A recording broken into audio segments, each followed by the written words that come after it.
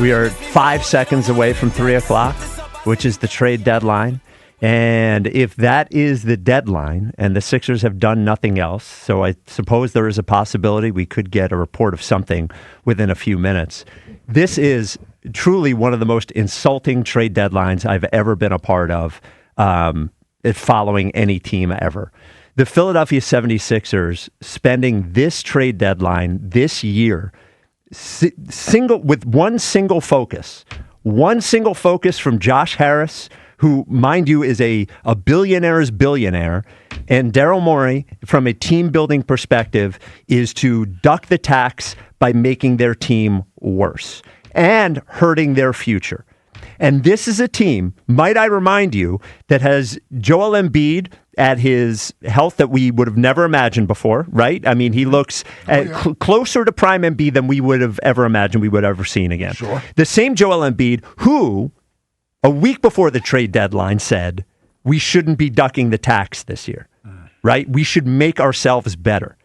Yep. So that Philadelphia 76ers team, who has Joel Embiid at as close to peak as we've ever seen, Tyrese Maxey taking a leap as an all-star starter, is probably going to be all-NBA, first team or second team, has a number 3 pick in VJ Edgecombe, who is performing way beyond anyone's dreams, and an Eastern Conference that has the best team in the conference as the Detroit Pistons. Nice story. Certainly not being in the same conference as the Kevin Durant Warriors or this year's Oklahoma City Thunder. And they told you that being a tax recipient was more important than holding on to they hit on a first-round pick last year. Mm-hmm. Like, they hit on Jared McCain. They had the 16th pick in the draft. He came in, and after 2 weeks of playing, all of a sudden was the Rookie of the Year favorite, had a knee injury, and this year they decided it was more important to trade him for a worse first-round pick so they could be a tax recipient. So you must think that from a team-building perspective, you must say to yourself, well, being below the tax must make it easier for us in some way. It must, get rid of some sort of restriction, or we don't want to be over this tax apron. It doesn't do anything but save the Philadelphia 76ers money. That's all. They decided to get rid of Jared McCain and not add better players to save themselves money. Now, you must be saying to yourself, this must be tens and tens of millions of dollars, right? Tens of millions of dollars. No. If they were $2 million over the tax, which they were, and they were not in the tax recipient category, it would have cost them about $8 million. As a tax recipient, they'll get about $6.5 million, and as a tax spender, they would have spent an extra $2 million. That's it. What are you doing? Like, what is the point of being a super rich guy that owns a professional sports team that when the team is good, spend a few more dollars to give yourself a chance to win a championship? Isn't that the point? And if you're Daryl Morey, of all the things you could do to get under that tax line, because that's obviously a directive from the owner, right? Daryl Morey doesn't care if he's under the tax or over the tax. Mm-hmm. The only thing he can do is trade the guy that was the Rookie of the Year frontrunner last year. For what reason? For what reason? Yeah, I would say that's the biggest issue. It's getting rid of McCain. For nothing. Yeah. For money. For money. And they'll tell you, all the things they're going to tell you. All the things Daryl's going to tell you in the press conference, and he'll tell you when he comes on the podcast, is, well, we needed to create space for Dominic Barlow. You could have created space for Dominic Barlow. Like playing minutes? What's that? No, for a contract perspective. They could have paid Dominic Barlow. Stop it.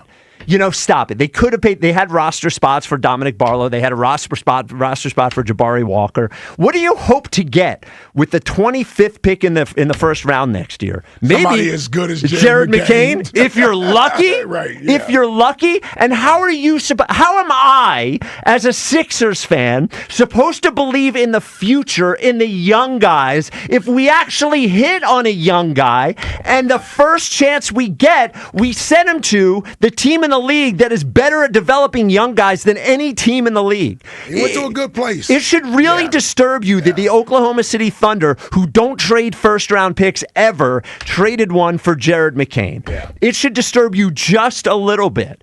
And they'll tell you, well, we have so many guards here. We didn't really see Jared crack in the rotation moving forward. After this year, they have 2 guards on the roster. Right. 2. They have Tyrese Maxey and VJ Edgecombe. And there are plenty of spots in the NBA for a really good 6-man. James Harden, who Daryl Morey traded first-round pick after first-round pick after first-round pick and gave him hundreds of $1 millions, was a 6-man for the Oklahoma City Thunder. Yeah. Manu Ginobili is in the Hall of Fame because he was a great 6-man. You can be a 6-man in the NBA and still be a major contributor. Yes. On a team. Like how many? Like you can be a major contributor. In the NBA in 2026, what team has too many guards? No. Look at the NBA Finals last year. Yeah. The Oklahoma City Thunder were throwing out guard after guard after guard after guard. The Indiana Pacers were throwing out guard after guard after guard after guard. And he can shoot. Like, these are things that you hope players have or will develop. He already has that part of the game in his repertoire.